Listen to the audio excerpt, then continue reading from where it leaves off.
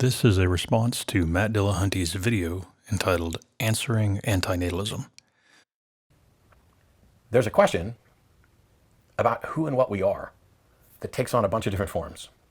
There's a legitimate concern, and I say legitimate seriously, that some people, after finding their way out of religion, will slip into nihilism.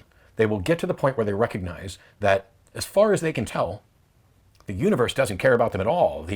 The universe has no intrinsic value or purpose for them, and this means that their life doesn't have any intrinsic value or meaning or purpose. And then they will extend this to, therefore, life doesn't have any value, meaning, or purpose. And I'll interject here to say, yes, it does. We're the ones that give it that. Here's where I start having some issues. Antinatalism, it's not a nihilistic philosophy. First, let us be clear, nihilism is a blanket term. There are subsets of it. There's existential nihilism.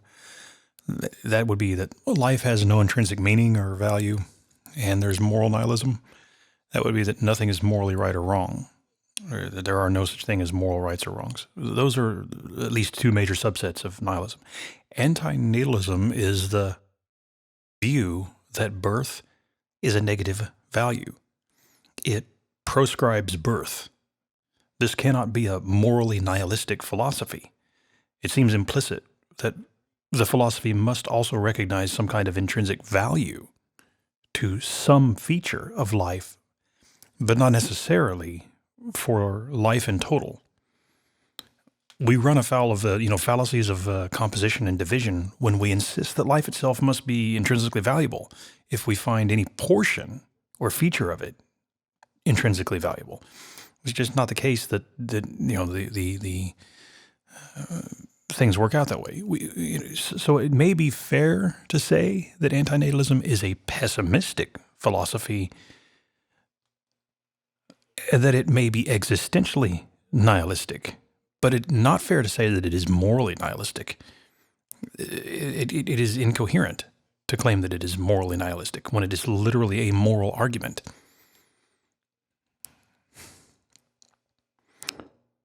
Value, value, I also would take objection to that we're the ones that give it value.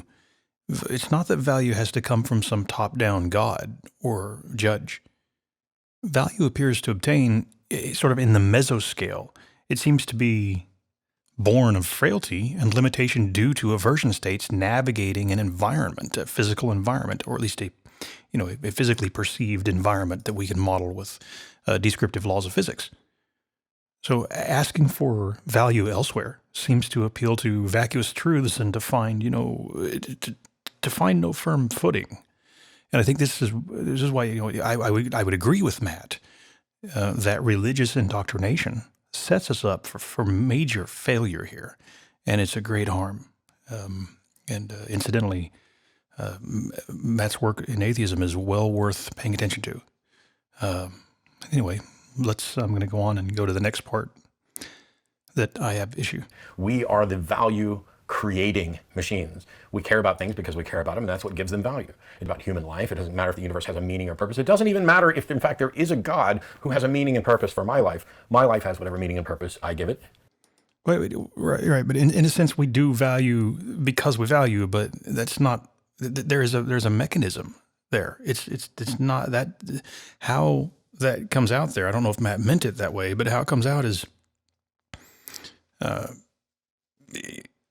it's no different than the Christian or the Islamic claim that God is good because God is good. It's circular. But look, it's not. I would not agree that life in total is or even can be valuable in total, like just the existence of life. It can't be valuable. This implies that life is some kind of a tool, or that there's something outside of life that can impart value, or just have aversions and attractions to life existing. It implies that life is a tool with which we can do what we wish, or that something can do with what it wishes.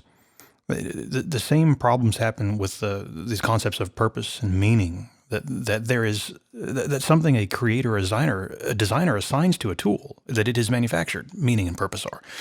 Does the pronatalist expose himself here by admitting that children are a means to an end, a mere tool in the way we evaluate thinking about them before we make them? Perhaps they do, but I think that's if they give it that much consideration at all, really. In general, the phrase "what it is like to be," that seems to be where value cashes out in this sense. So, it's not that simple, but it's not intractable either. Anyway, let's move on here. But the asymmetry argument for antinatalism essentially goes like this. Pain is bad. Pleasure is good. Then we expand upon that idea to say the absence of pain is a good thing. And it's a good thing even if there's nobody to experience this absence of pain. Because if there's an experiencer and there's the presence of pain, that would be bad. And so the absence of pain is a good. And at a minimum, the net pain goes to zero rather than massively harmful to a person, but goes to zero if there's nobody to experience it. So pain is bad, pleasure is good. The absence of pain is good even if there's nobody to experience it. The absence of pleasure is only bad if there is an experiencer. Essentially, if someone exists and they are experiencing an absence of pleasure, that would be bad. If nobody exists, then the absence of pleasure is back at a dead needle zero, the same as that. And so this asymmetry in the argument is what they use to say, this is why we morally should stop reproducing. Because if humans don't exist, then there's no bad from the experience, the active experience of pain, and there's at least a dead zero neutral of an absence of pleasure. That sounds cool. That's pretty close, but I wouldn't sign off on it. There's some areas that need clarification. I see why Matt, if that's the syllogism he was exposed to, I see how he kind of suffered some of the mistakes. But I'm going to quote David Benatar from his book, Better Never to Have Been. It is uncontroversial to say that 1, the presence of pain is bad, and that 2, the presence of pleasure is good. However, the symmetrical evaluation does not seem to apply to the absence of pain and pleasure, for it strikes me as true that 3, the absence of pain is good, even if that good is not enjoyed by anyone or anything. Whereas 4, the absence of pleasure is not bad unless there is somebody for whom that absence is a deprivation. 3 and 4 are doing all the work there that show you the asymmetry. If we just look at pleasure and pain by themselves, just as discrete, you just isolate as discrete sensations, of course we're gonna think that those are symmetrical. That you can have one or the other, and we're gonna. But in and of themselves, there can be no controversy in saying that pain is bad and pleasure is good. I'll go into a little more detail about how simple that is. But it is too simple to say, to reduce antinatalism to just the first 2. You got to deal with the asymmetry shown in 3 and 4 there. So, but further, here's more of what I think about it. There's a further elaboration on the ontology of pain and pleasure that reveals either another asymmetry or another feature of the asymmetry. You think about it. Pain is always going to exceed any possible pleasure due to the local entropy gradient in which life appears to have formed. At least naturally, it will always do that. Pain will be chronic in extremes, but if you map the data out, you're not going to find any kind of chronic pleasure anywhere. You're not going to find any kind of like an antipode if you map it on to think about it like a sphere. You're not going to find anywhere you can find perpetual pleasure, not naturally. Instead, pleasure is like the fleeting momentary relief of some striving. You want the sweet food. You yearn for it. You strive for it. That's a form of suffering, and you get it, and there's some relief of that suffering, which feels good to us. By contrast, and of course, we can pay attention just to the moment of the relief and say that is itself good. Sure, and that's all that the first 2 parts there are highlighting. But it actually gets worse. Happiness as a concept. This is something that's always to be pursued, if you think about it, but it can never actually be grasped. This is the hedonic treadmill. This is another form of suffering that can happen, which is it can never actually be grasped, kind of unless this hedonically neurotic psychotic hell that is a human sapience becomes, I'm told, bored.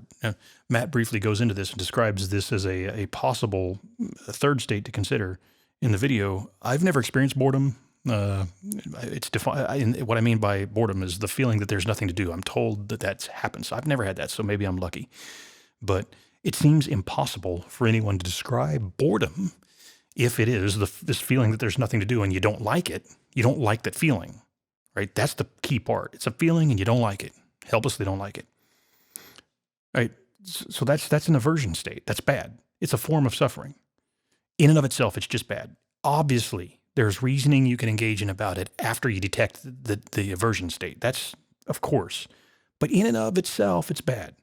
So it's not a neutral state. It exacerbates the asymmetry by adding to the possible aversion states. But anyway, let's continue. So let's dig in. First of all, pain is bad. No. Bad and good are value judgments that require a judge. But Matt's response here is similar to the old idea that if a tree falls in the forest and there's no one present to hear it, does it make a sound? Or does the moon exist if no one's looking at it? That kind of stuff. No, it's simple.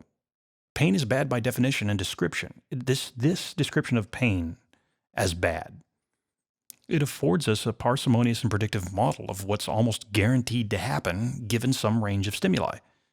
This is part of how humans have evolved a moral heuristic at all, or at least to have one. If you don't like the language good and bad, or bad and good, then consider undesirable or desirable. Or I think it gets more rigorous as you go here, aversion and non-aversion in consciousness, or even attraction to possible relief from aversion. This is the other one is this is negatively valenced state. Pain is a negatively valenced state. That's pure physics. There's no need to make unparsimonious semantic distinctions between noumena and phenomena. The appeal to pure subjectivism here, as if it's a rebuttal, is specious. I mean, it's the asymmetry argument is showing us that pain, the instant of it itself, is intrinsically bad.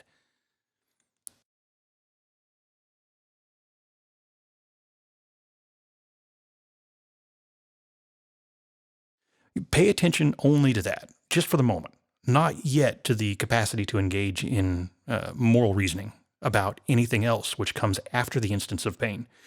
If you are genuinely curious about the asymmetry, sure, it is too reductive to say that pain is bad, pleasure is good, thus antinatalism. No. That's not how this works. This is not what the asymmetry argument does. Anyway, let's go on. There must be an agent assessing those things to determine the bad and good evaluations. No, an agent is sufficient, sure, but not necessary. If a plant leaf averts from some stimulus, is that an agent? There's no central nervous system. I'm extremely skeptical there's anything like a fleeting unitary subjective experience in there. Is there any individual neuron in your brain, is that an agent? You're not aware of that. You're not, the feeling of being a unitary subjective experience has no direct, the attention mechanism in your brain ain't drawn to an individual neuron. It ain't drawn to an individual cell in your body. So, and if those are absent damage states, right, the same kinds of damage states that if your attention mechanism is drawn to it, the agent is involved in, but the same damage where there's no agent awareness. So, I mean, how can you say that an agent is required? Further, when we reason about our own future selves, the potential about which we are reasoning is not an agent. That potential isn't. That's not a thing that exists. We are the agent right now. We're reasoning about, it's almost like it's modal logic. It's reasoning about possible worlds to some extent. But additionally, this gets worse. There are issues with phenomenal binding disorders like simultaneognosia, cerebral, I think it's achinoptosia, that's the impairment of motion detection. Prosopagnosia, I think, is the impairment of facial recognition. In particular, I was reading about this. There's an issue in which a patient had sustained this right cerebral damage and failed to process information in the hemispace contralateral to the lesion. So the patient was presented simultaneously with two line drawings of a house. On one house, the left side was depicted as being on fire. The other house was not on fire. Now, this patient judged that the drawings were identical due to the brain damage, the damage to the hemisphere, the right hemisphere of their brain. They could not, they're an agent. They could not detect any difference in the pictures, right? So they said, no, they're identical. When asked to select a house to live in, however, the patient reliably picked the house which was not burning. Where's the agency here? The patient could not give a sound account of how they reliably chose the non-burning house. The patient's unitary subjective experience was unable to see a difference in the houses, and yet was able to reliably respond. So it's consciousness and the attention mechanism in the brain, agency ain't contra-causal, man. It is causal. It is a relationship. It's a monitoring mechanism it is efficacious by virtue of the fact that it is monitoring things, but it's not changing the damn laws of physics. There's no soul. There's no substance dualism. There's no mind-body dualism. There's no mind that's driving a body around like a car, changing the damn laws of physics to make this or that happen. That's absurd. So anyway, this notion that an agent is required, it just kind of smacks of the non-identity problem, the closed individualism, mind-body dualism, and all that substance dualism stuff. I can understand social conventions based on those assumptions are hard to navigate, but they seem to have been subsequently adopted here for the sake of the rebuttal. No, pain is a negatively valenced physical state, not unlike the pole repulsion in a magnetic field. In the same way that a tree has tree properties, as all the leaves and the bark and the shit. A rock has your rock properties, your lines of cleavage and your granite, all that density. It, by definition and description, is how we recognize them. The same is for this negatively valenced physical state of pain. The fucker's bad. It's not controversial. I would grant that the ability to engage in subsequent moral reasoning in response to the detection of pain, that requires an agent. Sure. But that is irrelevant to the fact that pain is ontologically bad, negative, averse. And this is going to be a mistake that Matt belabors and mistakes throughout the whole video. But anyway, let's see what else is going on. It's a warning system. And the warning system, I would argue, if we're going to simplify things to pain bad, pleasure good, warning system good. Yeah, this is common. I run into this all the time on this. This is confusing the instrumental utility of being able to endure some range of pain and suffering for either an absence of pain and suffering, or for the pain and suffering being somehow intrinsically good, because it's mechanically useful. It's instrumentally useful, naturally in aversion states. Yes, in harm detection. No, it's a warning system is naturally useful. A warning system which conveys anything other than the needed information is a waste. And these raw feels of ouch, they are pointless in and of themselves. It's extra noise you don't need. All nociceptive pathways would better serve us by simply imparting the information about damage to a rational process and immediately triggering the release of a repair mechanism. And, as an alternative to natural reproduction, which is fucking hell, any intelligent species worth its so-called salt would design this and would abandon the sloppy hellscape of evolution by natural selection with no regrets. And it is entirely possible to engineer the entire process to be blissful, to be extreme ranges of bliss that we have no idea about, not even in our wildest psychedelic drug-induced fantasies. Anyway, but we're not the result of any kind of design. Instead, we're the result of a pointless, haphazard replication of a stupid molecule. Am I to, seriously take the naturalistic fallacy as justification for the knowing perpetuation of this process? How do we justify inflicting a need to be warned of anything at all on new, frail life, namely our own damn children, via natural reproduction? Again, we're back to the same mistake. If you're genuinely curious as to whether or not pain is in and of itself bad, I invite you to smash your own face into a wall repeatedly. That's horrible, but according to Matt here, Any aversions you might experience aren't necessarily bad. You just knuckle down and tough it out, and with your eye on the prize, bucko. It reminds me of this little gem here. Just this little section of the, you'll recognize it, I think. It is if the laws of the universe are what are dictating what's good for us. No, because if you chop off my head, that is clearly not good for me. I mean, come on, Matt. Come on, man. If that's uncontroversial, pain is bad is equally uncontroversial. And I agree with you. Chopping off your head, in no fucking way it's ever good for you. What one person experiences as pain, someone else might also experience as pain, and yet their assessment of how bad it is, or if it's even bad, is a little more complicated.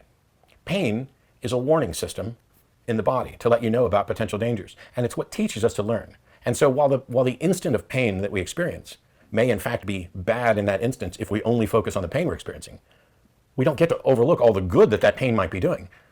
Pleasure can't be simplified to just good. Pain bad, pleasure good.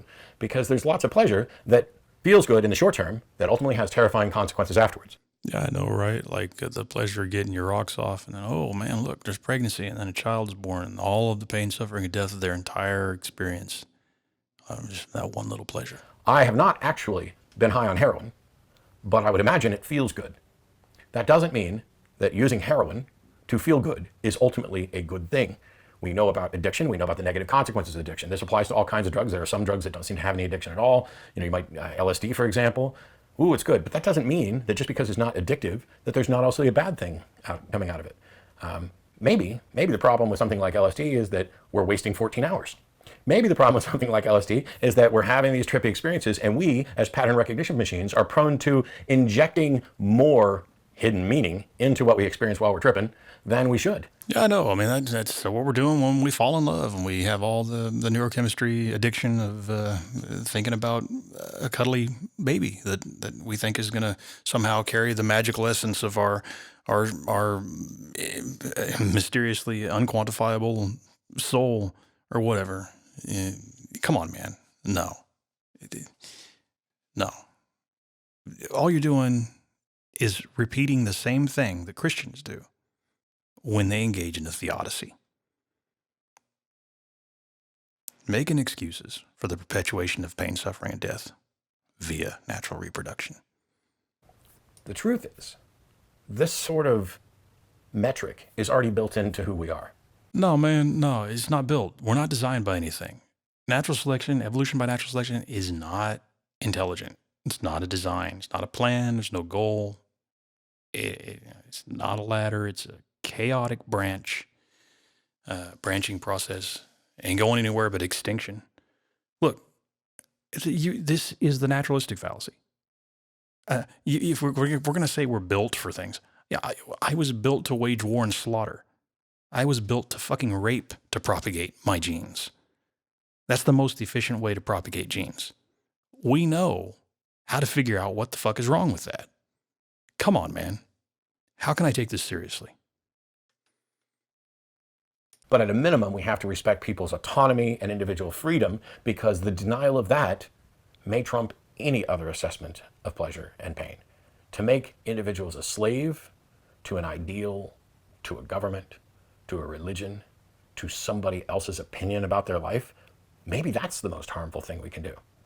This is precisely the kind of abuse that we engage in when we fail to consider potential people in the calculation here, in the moral evaluation of whether or not to birth them. We do all the things you just said right there. We do all of those things with no consideration for the child. The child can't consent. The glib responses are, well, no, they don't exist. I mean, seriously. This is not the kind of reasoning I'm used to hearing from Matt. Matt is a sound, sharp thinker.